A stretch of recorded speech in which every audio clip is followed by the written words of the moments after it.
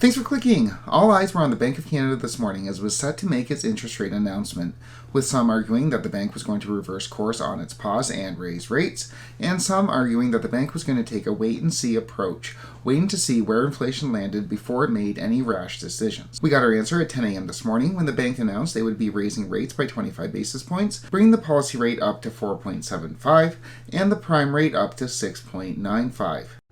Up. And the announcement comes amid a new report just released from Equifax, showing that Canadians are starting to miss more of their payments and are taking on more debt. This will be of obvious concern to the Bank of Canada and may in fact limit its options in the future. So what I want to do today is go over the Bank of Canada's rate announcement, take a look at the accompanying press release, discuss the new report from Equifax and its implications for the Bank of Canada, and then discuss what to look for next. Speaking of next, we are eagerly awaiting the national sales data for Canada's real estate market in the month of May, and we'll obviously have an update out on that data on this channel. Click like and subscribe if you want to get those updates, but for now, let's get into this rate announcement.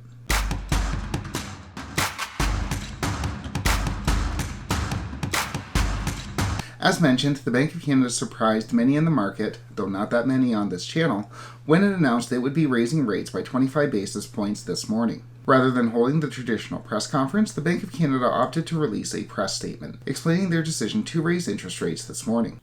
But I got nothing else to say. And the press release went over what we've been talking about on this channel for the past few weeks. That hotter than expected GDP numbers and a resurgent inflation rate, strong demand, and a tight labor market led to the bank's decision to raise interest rates. However, the really interesting part of the press release goes over what the Bank of Canada will be looking for when it makes its next rate decision. Mainly, the bank will be looking at excess demand, inflation expectations, wage growth, and corporate pricing behavior when it decides if more rate hikes are needed going forward. And this means that the bank is going to be looking at household spending, inflation expectations, and wage growth, whether or not Canadians are recuperating some of their lost buying power with an increase in wages. You f***ing warned. So, in this statement, the bank is saying that future rate hike decisions will be dependent on seeing some pain. They want to see that Canadians are unwilling or unable to spend. They are hoping to see some job loss and the lost bargaining power, the loss in wages that accompanies most job loss. However, according to the Equifax report that was just released yesterday, the Bank of Canada is hiking into an economy where the consumer is already feeling quite a bit of pain. According to the report, consumer debt is already up 4.9% since this point in time last year, totaling over $2.3 trillion. And while the increase in debt is concerning and definitely unsurprising, the real concerning part is the 175,000 more consumers who have missed payments on a non-mortgage product, an 18.8% increase from this point in time last year. So, Canadians are still continuing to pay their mortgages, but they aren't paying the other stuff. They're not paying the credit cards, auto loans, lines of credit.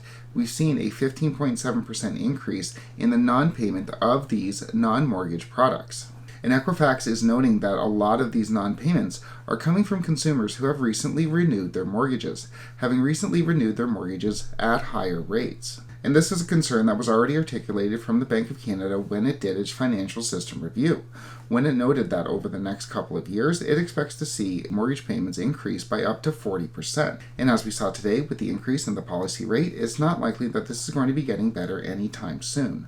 As expected, bond yields rose when the policy rate increased, and it's not clear that the Bank of Canada is going to be done raising rates even at this point.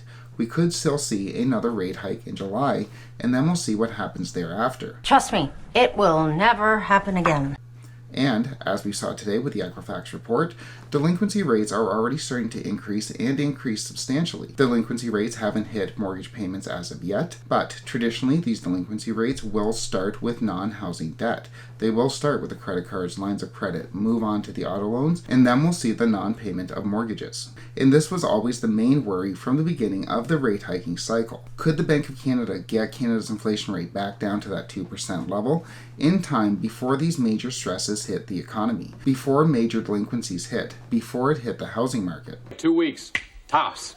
And given that we're already seeing these delinquency rates go up, given that we're already seeing the non-payment of non-mortgage products, while inflation is still sitting above 4%, it's not clear that the Bank of Canada made it in time. With all of that said, we do have another rate announcement coming in July, and as the Bank of Canada articulated today, they are going to be taking a close look at the economic data, at the wage data, and at the inflation rate set to be released in a couple of weeks. We'll obviously have an update out on that inflation rate on this channel. Click like and subscribe if you want to get those updates, but for now, thanks so much for watching.